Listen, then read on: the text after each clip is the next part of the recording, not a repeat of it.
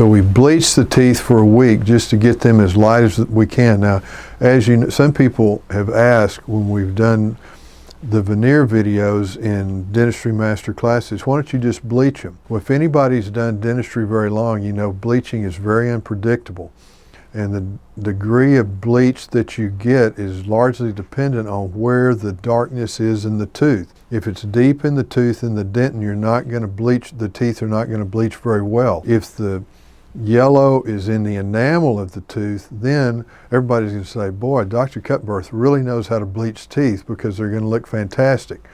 So bleaching is very unpredictable. You don't know where you're going to end up. When you see these super white teeth bleached, what you know is the dark part of the tooth was in the enamel, and those teeth bleach very well.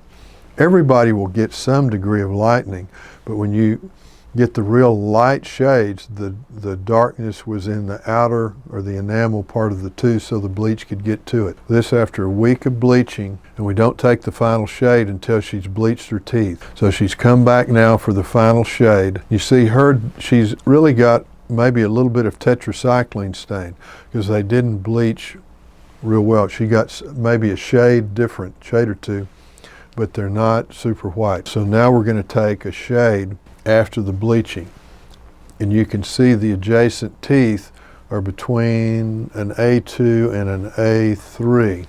Now here's an A3, that may be a little dark, and so I'm using composite to fabricate some custom shade tabs.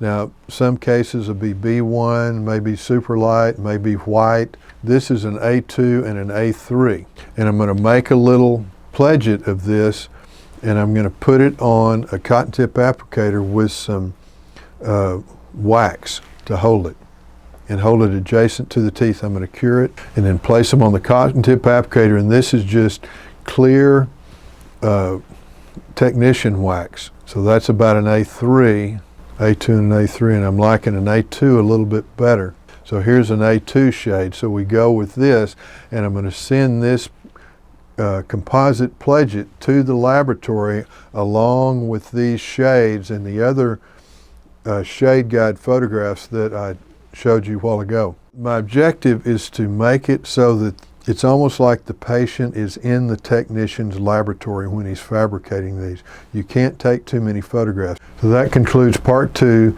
taking a shade for the technician in a very difficult veneered shade making case. And we'll continue then with part 3, which is the seating of the final porcelain veneers. That's the Dental Minute. These techniques work, and they work every time.